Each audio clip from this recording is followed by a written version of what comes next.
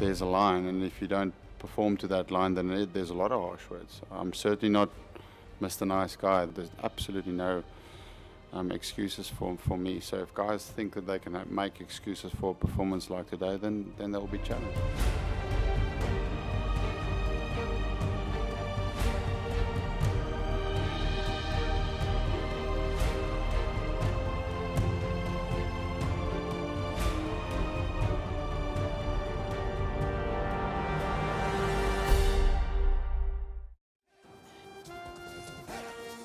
Step aside, kids. The big boys are coming to the World Cup. India are ready to descend in Southampton. And in a curious case of scheduling and fixtures, they start their World Cup campaign as South Africa stare upon a third defeat that's resulted in one of the poorer starts to their World Cup. Virat Kohli's men are all set to kickstart their World Cup campaign. It'll be a test of nerve for Faf du Plessis and the rest of South Africa. Hello and welcome to ESPN Cricinfo Matchday UK 2019. Building up to that game in studio, Daren Ganga is still here, looking good and fresh in spite of working 20 hours yesterday after the game between Sri Lanka and Afghanistan. And it's been 20 years since Ajit Agarkar had a taste of World Cup cricket, and that started with South Africa.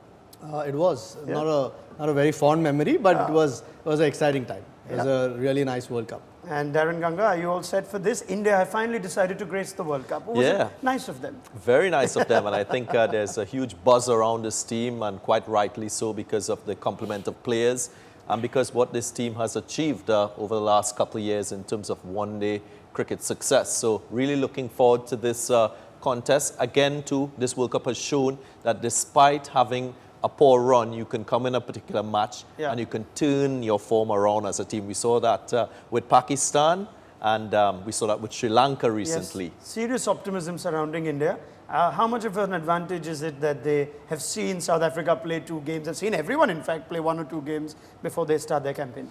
I mean, they're still doing the things that they are supposed to do. So I don't know whether it's an advantage. They probably had a few extra days of rest. You could say South Africa, in spite of the results, are a bit more battle-hardened. So no, look, India's a good team, irrespective of whether they've played any cricket or not. They've had a couple of warm-up games, so I think they'll be ready for this one. It would be a very nervous day in South Africa, in the hearts of South African cricket fans, in the hearts of South African cricketers that may not be part of this squad. But Heinrich Klaasen, I'm delighted to welcome you on the show, and I think you share the nerves and sentiment of the rest of the nation, which has not seen South Africa start a World Cup campaign in this way, and now they have India up next, and it gets only tougher. Tell me what you're thinking. Yeah, look, it's not ideal how we start the World Cup, and the fans definitely this side of the world is very anxious about what's going to happen today. There was a couple of harsh words being said in social media that I've looked around over the last couple of days. But hopefully the fans back home will be behind the Proteas tonight and really support them. I think they need all the love they can get at this moment, and I'm sure they will do us proud today. Very well. Let's move to Southampton now. It's her first game at the Rose Bowl in Southampton. Alexis Nunez is there, and I think she's stolen something from the studio, and that's lying with her in Southampton as well. Alexis, take it away. Indeed, I did steal somebody from the studio. No rest for the wicked here, because Murley flew in last evening, I believe it was, drove down to Southampton this morning. He's been taking pictures with fans, Mr. Big Man on campus. He's been having a little catch-up with none other than Ajinkya Rahane, and finally, I buckled him down to do some work. Now, you asked me if I've been feeling that fever of the World Cup. Now that you're here and India are finally playing, how are you feeling? Actually, when you look at it, I came here and I couldn't see anyone in green. Even the few Caucasians who are walking around, they're also wearing blue. So it's just a sea of blue out here in Southampton. I've not seen one single green shirt. I don't know whether that's the kind of feeling which the South African fans have, or it's just that they've been outnumbered by the sheer volume of Indian fans over here. Which is what we kind of expected, indeed, because we know that the Indian support definitely comes out big and strong. There are a couple of green shirts that I'm sure we'll see once we do get inside, but unfortunately South Africa haven't given them much to talk about in this World Cup. But let's talk about a couple of points that Virat Kohli, of course, brought up in his press conference yesterday. The first one saying that despite what South Africa's going through, you cannot underestimate your opponent. You definitely, as a former player, know that. Yeah, absolutely. And we saw that with what happened with Pakistan as well. The way they bounced back after being bundled out for 106, I beg your pardon. And it's the same with South Africa. And sometimes when you're hurting the most, you sometimes tend to play your best cricket. Yes, they've been hamstrung by the injuries. Dale Steyn ruled out. I think Heinrich has been called in. But in spite of that, I think they pack enough to possibly turn it around. And for India, they've been sitting on their haunches for a while now. I hope they're not rusty and they find their best combination straight away today. That is something exactly that Virat said as well, that the fact that they haven't, played any cricket can be an advantage, but it can also be a disadvantage as well. It just depends on how they approach that game, which I'm sure we're going to touch on a bit more later. But let's still go back to the studio now to you guys. All right, many thanks, Alexis. Thank you to Murli Karthik, and I will come back to you guys in just a bit. Before that, Heinrich points out some harsh things have been said on social media in the build-up to this game. South Africa are falling short of players, injuries galore, it's chaos. But let's see what social media still has to offer. Let's go to Anubhav Jain, who's waiting eagerly and is excited, I'm sure, of India's World Cup start today. Take it away, Anubhav. Thank you so much, Ronak. Welcome to the Social Corner. It's World Environment Day today, so let's closely examine what's brewing up in the environment of social media. We're going to kick things off with Virat Kohli and Kagiso Rabada, both of whom have been having a bit of a go at each other. Now, Kagiso Rabada believes that while Virat Kohli is adept at dishing out the aggression, seldom does he actually accept any. Virat refrained from adding fuel to the fire by saying that he wasn't quite aware of Rabada's comments and that if he needs to speak with Rabada, he'll do so man-to-man as opposed to going through the media. I'm going to come to my panel on this. Both of them have a bit of a history, so do you think the tempers will flare up in today's encounter? I hope so. Yeah. I don't think so. I think these two guys are two responsible, mature guys. They wouldn't allow that to come into the play.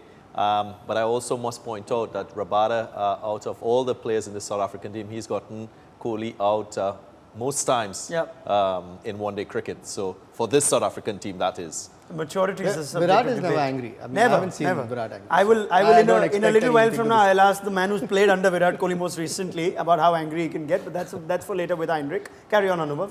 Lovely. Sticking with Virat Kohli, who continues to receive love from the football fraternity, we recently saw a couple of posts by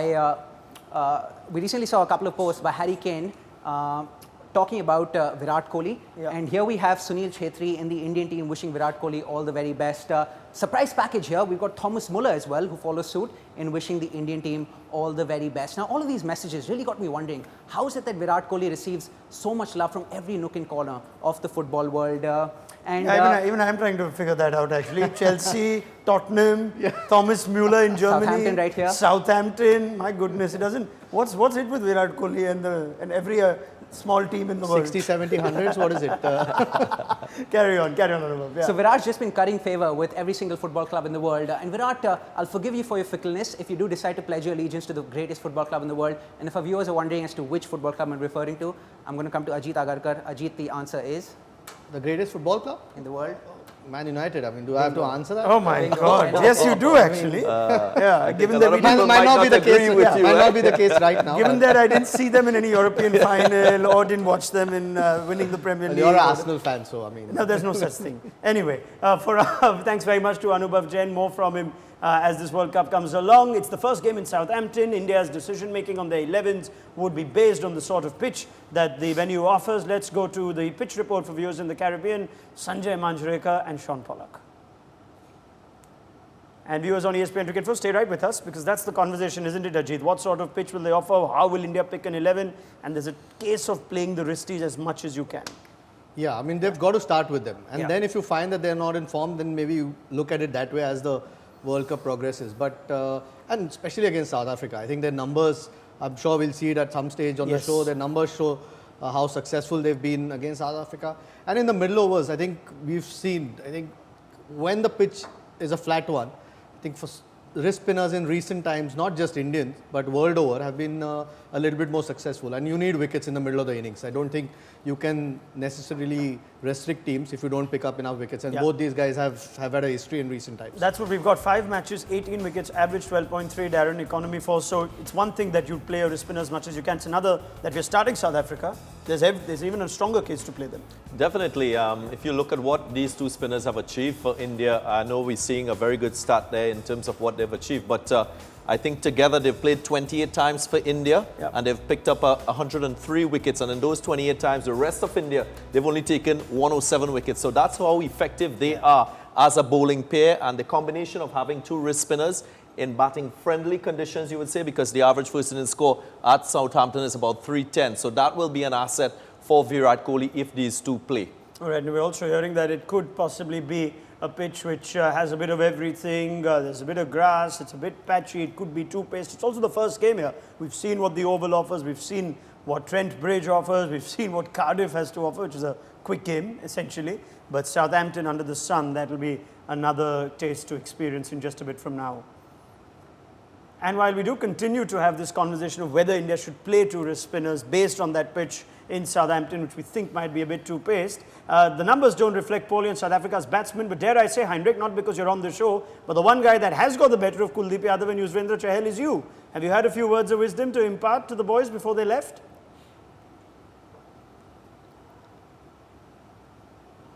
I think the way we're going to play them needs to be, I think if Faf can be there for majority of the time, he's got a good record against both of the spinners. Then you need a Quinny de Kock to be there as well. He's quite aggressive the last couple of months against spin. So I think the way we need to play this, the right players need to be in the crease and really build a good partnership in the middle to make sure the spinners doesn't do too much damage against our batting attack. I think they're going to use the ploy against Rassi to start spin against him. But he's also a very good player of spin when he gets in.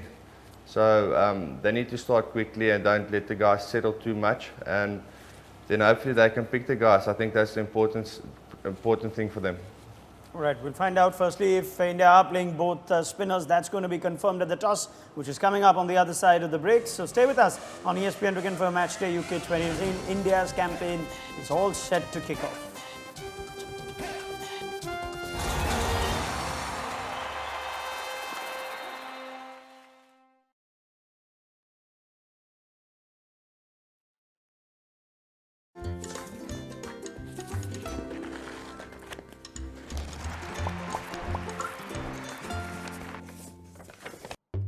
K is for Kapil Dev.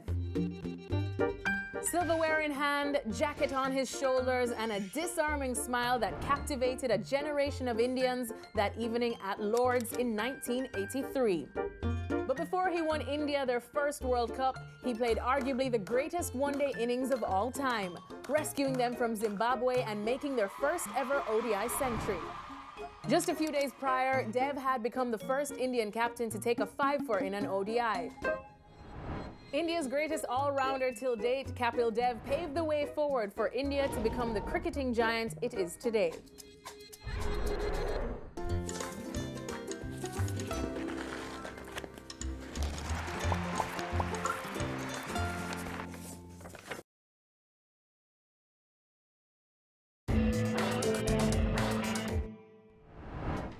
Cricket or chess, which is easier to play? Chess. One batsman from history whose wicket you would have loved to get? AB de Villiers. One teammate who you would love to play a prank on? Me, Rohit Sharma. The one person you can call at any time of the day or night and they'll respond to you? There's so many, like Kuldeep is there, Rohit Sharma bhaiya is there. One superpower that you'd like to have? I think if I can fly. If you could meet one sports person from another sport, who would it be? For me, like I'm a very big fan of wrestling, so I want to meet John Cena. What's your nickname in the team? There's so many, like Yuzi, my wife call me Tilly. One batting record that you'd like to have? Mine is like at least I can score 6 in my whole career. One T20 league other than the IPL that you like watching? Big Bash. The most memorable moment of your career so far? When I took 6 wickets against England. One Indian cricketer who you think can beat?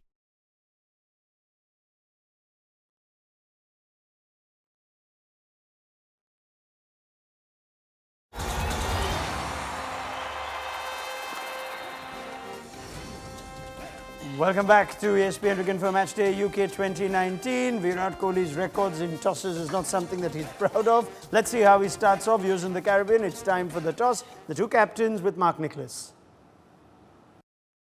And viewers on ESPN Cricinfo, stay right with us. And I'm trying to speculate now, Daren, after winning a lot of tosses and seeing his batsmen not quite get the job done in 300-plus chases, whether South Africa might want to do something different on this occasion. They might want to do something different, but I think if you get the chance to bat first, you can make the impact we've seen with the likes of Pakistan, with Sri Lanka. That opening partnership is so crucial to set the tone for the innings, and that might just be the turnaround that this South African batting lineup needs. A good opening partnership to allow for the middle order to come and play their natural game.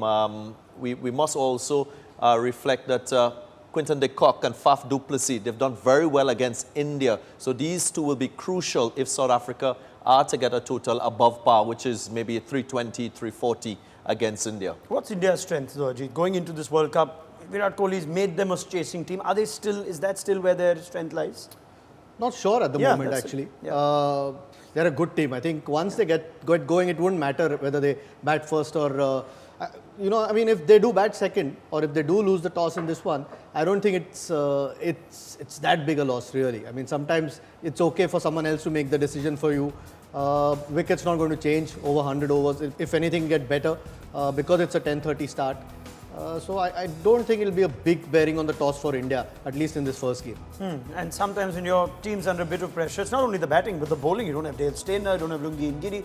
What is it better for your bowlers to have a score to defend now that they have the baggage of 200-300 plus scores in the tournament behind them? Well, I think South Africa has to set that aside. I mean, some big name players not in their squad and more so in their bowling department. The loss of Dale Steyn is a big blow for this South African team. Ngidi, he was hampered in the last game. Whether or not he will be considered in this 11 is yet to be seen. But I think all round they need a good game. It's not about focusing on their fast bowling option. They've got Imran Tahir, who is a wicket taker. They've got to use their resources, play according to their strengths, and try to have a very good game against India. I think it's more about the mindset. The mindset must be positive and they must be relaxed. Because South Africa, if you look at their record in ODI cricket post World Cup 2015, they've done well. Faf du Plessis as a captain, he's been excellent in terms of his win percentage. So trust their instinct as a team and as players and go out there and enjoy cricket rather than think too much about what has gone. It seems like that's what South Africa think of, just test of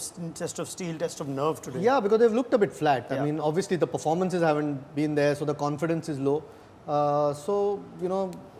You need somebody to lift you. I think it could come down to maybe one or two individual performances today that get them over the line, if not for a team effort, but need to show a bit more energy than they have in the first couple of games. All right, we will find out in just a few seconds now who indeed has won the toss, and it's a very good record, Faf du Plessis, of the tosses so far. It's just what happens after that that's not quite gone the South African captain's way. I'm eagerly waiting to hear Virat Kohli's thoughts on this team that he would have picked as well. So very soon we will be hearing from final news coming in from Southampton. And once again, Faf du Plessis has done this bit right. He's come back with the toss under his belt. But unlike what he did at the Oval in the first two games, he's decided that his batsmen were going to have first crack at it in this game. Right, let's get quick thoughts first up. Daren Ganga, you go with that? Positive start. I said before, if he chooses to bat first, I think that is sending a message to the opposition that, listen, we're setting aside all the things that have gone in those first two matches, and this is a clean slate. We want to start on a positive note and compete against India. Heinrich, let me get your thoughts straight away, because this is a change from the first two games that Faf du Plessis has gone with. But if you were a South African batsman now who's failed to chase 300 plus in two games, would you feel better after the result of this toss? Yeah, I think it's a good decision to bat first for them. We can set up the innings nicely now. And it just releases the pressure a little bit now. They can just go out and play, try to set up a good score that we can defend. So I don't think that's a bad decision to do it, especially after what happened in the last two games. But I think if we can look at around about close to 300, it's a good score. We can definitely defend it. It's just how we're going to play that middle part where the spinners is coming into the game.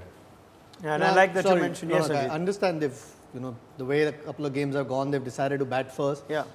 I mean, it would have been a good, I would look at it, put India in. India haven't played a game yet. A little bit of morning freshness on that pitch. Your bowling's weakened anyway. You've lost Ngidi, Staines out. We'll probably find out what their 11 is.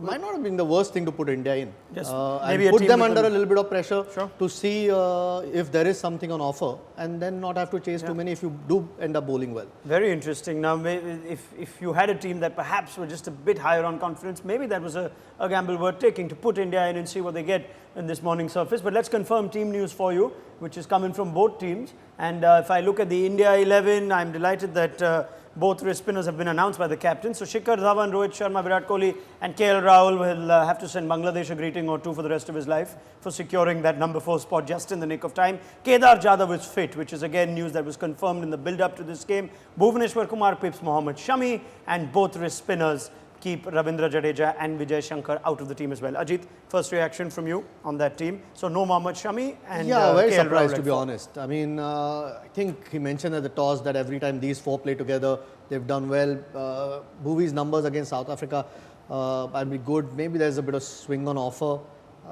I'm surprised, frankly. I mean, I would have thought Shami plays ahead of Bhuvi with the current form that Shami is in and the lack of form that Bhuvi has shown in recent times, or patchy form. You know, it's we'll wait and see. If there is no swing on offer, then suddenly it becomes a different ball game to what Shami offers than Bhuvi. Otherwise, I think most of the team picks itself. Like you said, KL Rahul, because of their 100, has pipped Vijay Shankar to that spot. Look, there's no. I mean, Kedar Jadhav could end up being a key player today with the left-handers in that team.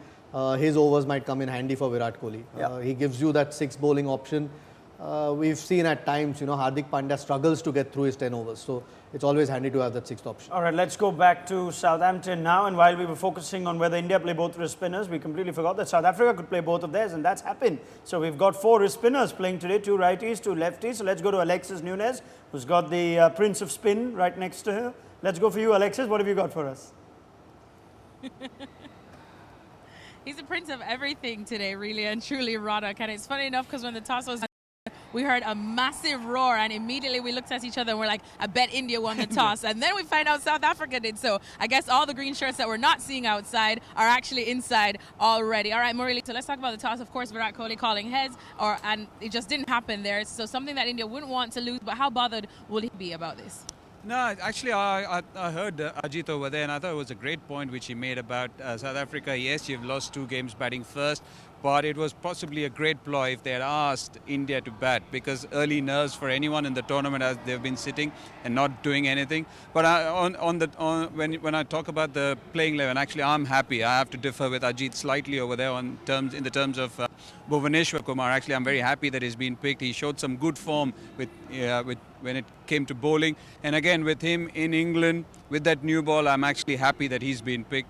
Otherwise, I'm super happy that the 2 wrist spinners are playing, because I got this feeling that somehow one of the wrist spinners might be left out for Ravindra Jadeja, because they want more control in the middle over. So I'm happy that the 2 wrist spinners have been picked. All right, thanks so much, Murali. So let's go back to you guys. There you have it. He's a happy bunny, a little happier than Ajit apparently. Oh yeah, he is. He's always is. I always see him smiling more than I see Ajit smiling. I'll come back to you, Alexis and Karthik, as this game goes on. It's time for a short break on ESPN Cricinfo Matchday UK 2019. Stay with us. We've got the South African team and a lot more to build up to as India's World Cup campaign sets to kick off.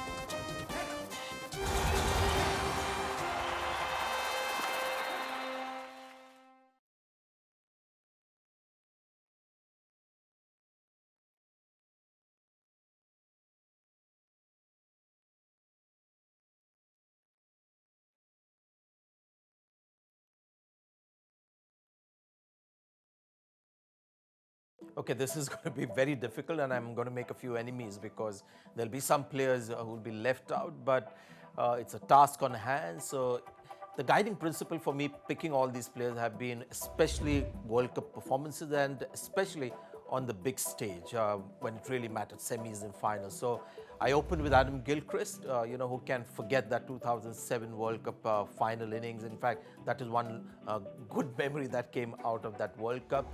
I'll have Sachin Tendulkar to open with him because of his overall, consistency in World Cups. didn't quite have the defining innings in the finals in 2003 and 2011, but because of his overall consistency in World Cup matches, he is the opener with Gilchrist. I've got Ricky Ponting at number 3. So, you know Ricky Ponting's performance over the years in World Cup. So, Ricky Ponting at number 3 for me. Viv Richards, well, he's got to make it. Blindfold, you just pick.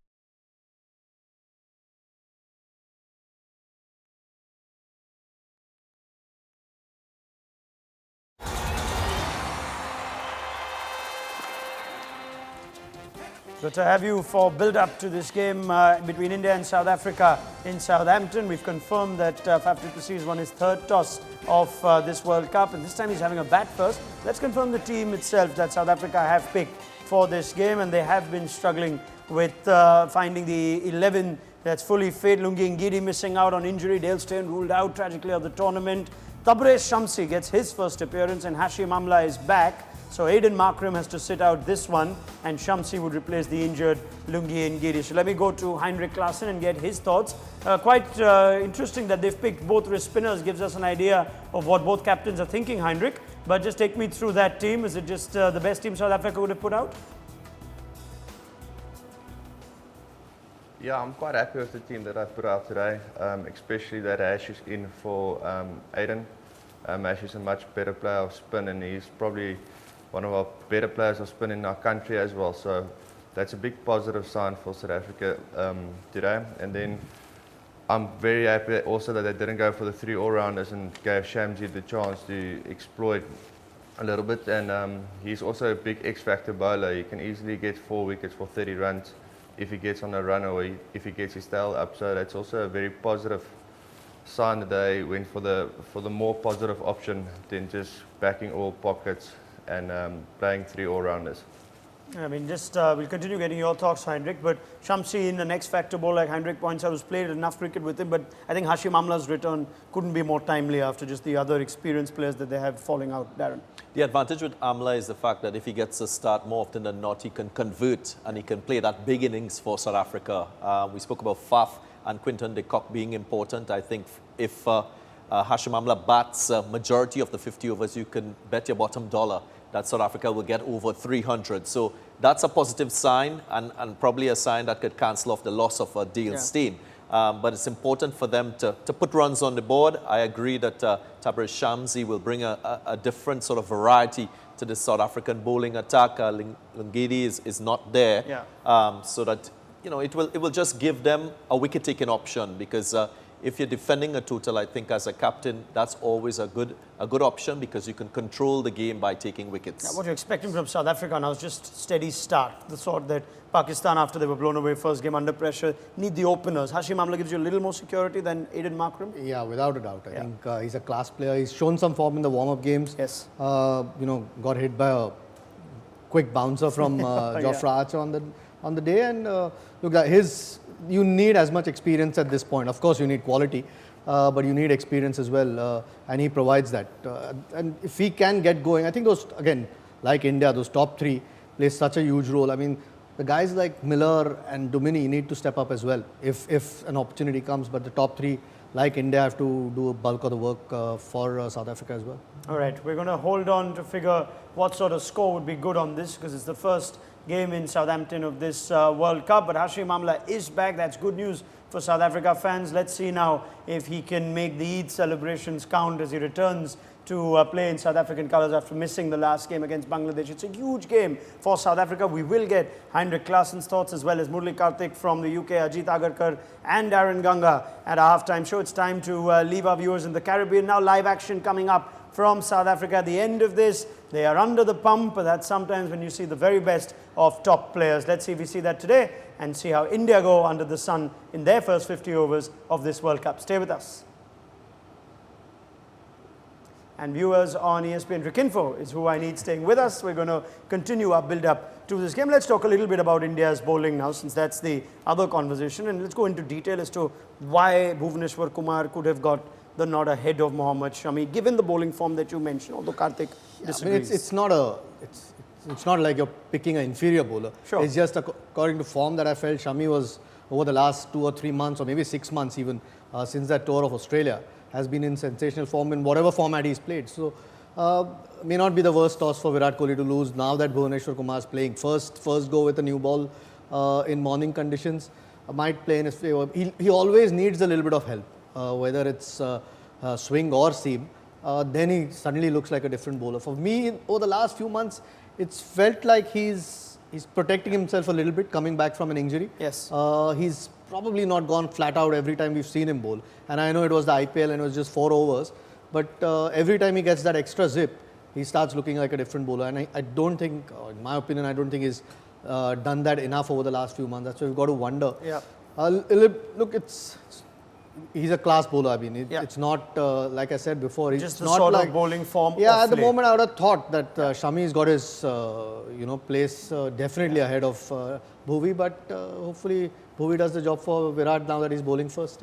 All right. Now, it's not only the game itself that you should be interested in. It's also something that you can have fun while you're watching to enhance your experience of the game. There's Hotstar Watch and Play, which we've been telling you quite a bit of late. And this Cricket World Cup, why just watch the match when you can play it too? Just check out Hotstar Watch and Play. It's super cool innovation that lets you invite your friends, predict every ball, chat about the match all in one place. And if winning the prediction isn't enough, you get to win amazing prizes too. So just get onto Hotstar and join the rest of the gang at Hotstar Watch and Play. And let's keep the conversation on Bhuvneshwar Kumar and India's fast bowling. Ajit making the point that perhaps a little bit of assistance is needed to see the best of Bhuvneshwar Kumar. There's no better assistance than Jasprit Bumrah bowling at the other end. And this is the start of a campaign that I think a lot of, not just Indian fans, but cricket fans are looking forward to. Jasprit Bumrah's first World Cup appearance. He wasn't part of the 2015 setup. He's made headlines in world cricket since, and that's him bowling in different phases in ODIs. I'll come to you, Ajit, but Daren, first up, it's a sort of excitement that whether you're an Indian fan or not, Bumrah at this World Cup, which is headlined around 350s, 360s, is a prospect that everyone's waiting for. Yeah, he could easily be the player of the tournament. Yep. That's how huge his reputation is going into this World Cup, and that's because of what he's produced over the years and more recently across formats as well. He's a versatile bowler, bowls with a lot of pace, has the ability to swing the ball and move the ball off the surface. This is the ideal bowler you'd want in a one-day game. He can bowl in the first power play, he can bowl in the last power play, he can bowl in the middle overs. So I think Virat Kohli has to use him as a wicket taker to control the game, because I think when you're playing against top teams, you want to be able to get wickets and get the most crucial wickets with your most, I would say, talented and prized bowler. So he will be crucial for Virat Kohli. And he will require support from the others. We're speaking about Bhuvneshwar Kumar being a part of this team. They must support Jasprit Bumrah. It can't be a one-man show. He must get the support from Hardik Pandya and Bhuvi as well. It's amazing the sort of expectation that Bumrah comes with in what is his first World Cup. I don't know how many bowlers would have just set everyone aside and almost said, I mean, Daren's not the first cricketer to say he could very well be player of the tournament. In a World Cup that we're talking about 300s and 320s, I'm not sure if, I mean, this is probably a good thing. We have seen Bumrah showing the sort of mental calmness that you think could manage this sort of expectation, though. Yeah, I mean, I can't remember too many bad games that he's had in his career, and in difficult conditions. When you bowl in India, you're usually looking at big scores. So it's just the quality that he has. At the moment, his pace is obviously helping, but the awkwardness of his action, sometimes for a batsman, it's a little bit more difficult to pick. And coupled with that, the speed that he has, even if you're fractionally late, I mean, those numbers tell you the story. In an age where batsmen are dominating the ball more often than not, those numbers just stand out, whether it's start of the innings, middle or end of the innings. So he's Virat Kohli's go-to guy, and I'm not surprised. I mean, he'll have a good tournament. I think I'd be very surprised if he doesn't. I think the other thing to add to that, he's got age on his side. He's fit. You look at maybe a Dale Steyn who is aging, and that is a plus for India, having a fast bowler that will remain fit, knock on wood, throughout the entire tournament, something that you will take any day. The one thing, obviously, I mean, you're saying it's his first World Cup, but he's playing for India now for, what, 2 or 3 or 4 years now?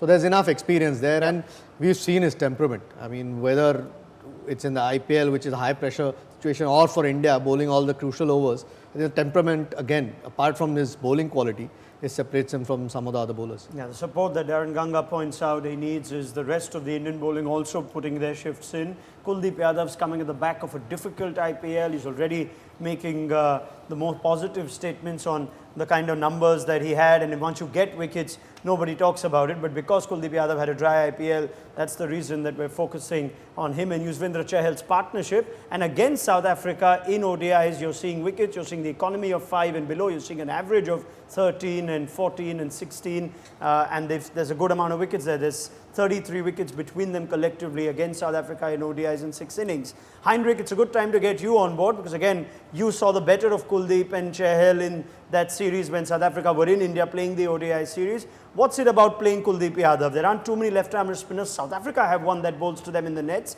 but how do you get the better of a Kuldeep Yadav? It's not that easy though. No, at the time when we played him, the wickets were quite good in Joburg and in Supersport Park, so the ball didn't turn as much. But I think the way to start is obviously to picking them and having a game plan from where you want to score. I'm sure the guys had a couple of areas that they're looking to score at. We will definitely see a lot of sweeps from a couple of the players, and it's not because we're not picking him. It's just it's a comfortable shot for majority of our players, and we feel that's the easiest way to score and to put them off their lengths a little bit. So I'm going to be interested in see how we're going to play them now, and hopefully we get the right personnel in the middle. Hopefully Faf and Amla will be there because they're quality players of spin, and hopefully they can put them under pressure, and then that will change their effect of how they're going to bowl as well. Okay, and may I just say, looking at personnel, Heinrich, one last question to you. Rassie van der Dusen's shown some pretty good good start to his World Cup. He's shown he can play the spin well. Are you just expecting a little more from that middle order with the experience of David Miller, the experience of JP Duminy? Are you expecting a little more for South Africa from that middle order? Will that be the key today? Definitely, but so the way we're going to set it up, that will bring JP and David Miller back into the game. If we can have a good partnership or a good platform for them to just come in here with 10 overs left, 10 to 15 overs left, they can really just play freely, and that's when they're very, very dangerous and probably the best deaf hitters in the world. So for me, it's all about how we're going to set the platform up for them to come really play just freely and the style they want to play. And Rassie has been showing unbelievable form, and hopefully that he can continue today by playing his own way, just getting a good start and then take it from there, because he can also be very dangerous at the back end of an innings.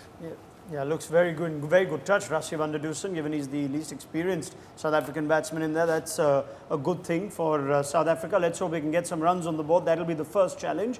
And does Southampton allow that? What are the numbers that we've seen the Ageas bowl throw up in recent times? Just have a look at the last 5 completed ODIs. An average first innings score of 311, and the teams batting first having won 3 out of 5. Darren Ganga, pace bowlers averaging 58, an economy of 6.4, spinners 60, but we've almost come to expect that in recent times in England. But it is a high-scoring venue again. It is, and that's why the spinners will be so crucial for both teams. I know we were talking about approaches when facing spinners on both sides. The use of your feet, I think Rassie van der Dusen, he showed that in their game against Bangladesh. So he might be very crucial for South Africa in terms of how they keep out the likes of Yuzvendra Chahal and Kuldeep Yadav, not only using the sweep shot, but I would like the South Africans to impose themselves on the Indian spinners. To me, that's a way of taking the initiative, putting the bowler under pressure, as we saw. Yeah. Kuldeep Yadav, he's not been in the best of form. Yes, he picked up a couple of wickets in the warm-up game against Bangladesh, but I think early on in his spell, if you can get on top of him, it might put added pressure on India and their bowling efforts. Are you the least bit worried about this Kuldeep Yadav IPL form carrying into the World Cup? I'm glad they've played him, because I think he looked a little bit down. Even in that first warm-up game, he looked, just body language that's the difference between personalities. I think Chahal looks like a different personality to Kuldeep. I think and he was dropped for 6 or 7 games in the IPL, so might not be easy. I mean, we've got to remember he's still a young kid learning his art, but he can win you games, and games like this where if he gets it right, he's going to get you some wickets in the middle of the innings. So I'm glad they played him. If they don't play him, he's not going to regain his confidence. But if he does have a good performance here, might play a huge part in India's tournament. Right, it's a good thing that India have picked Kuldeep Yadav, and that's not the only thing that you want picking in this World Cup. You want to start picking winners. You want to start picking teams that you think are going to do well, and you can do that every week with ESPN Cricinfo Cricket Picks. Here's more. Put your tipping to the test. Play Cricket Picks, the new predictor game from ESPN Cricinfo. Make predictions and track your progress throughout the tournament. The easiest thing you'll do all day. Go to espncricinfo.com/cricketpicks and play today. Okay, Albie Mokel's gone for South Africa, and I think Heinrich Klaasen joins him more in hope than anything else. But the rest of the panel is heavily towards India in this game. Let's just get the numbers. They need at least 300 to make a game out of this, Daren. Maybe more, 330? Yeah, 330, 340. That will put some pressure on this Indian batting lineup. I mean, they have more positives going for them. India, that is. Virat Kohli in the previous 2 World Cups, his first match he scored centuries. One was against Zimbabwe, I think it was in 2011, and then against Pakistan in 2015. So he's a formidable unit in one-day cricket and in all forms of the game. And the Indian openers in particular, Shikhar Dhawan, he's been very good in World Cups, in ICC events. But collectively, their form has been declining as an opening pair. So that might be an opportunity for the South Africans to capitalize on. But you need to push this Indian batting, I would say. When your bowling is apparently weaker, will your batsmen look to go even harder? 300 may not be enough. If Ngidi and Steyn were there, maybe you could have made it. Yeah, but we need 340 today. That's the tricky part. I think you'll still want to have a look at the conditions. The one thing South Africa don't want to end up doing is losing too many wickets. I think we've seen they've struggled both the games once they've lost wickets. I'm sure they'll look at the conditions and just bat normally. I think if you bat normally these days and you have wickets in hand, you do end up getting 300.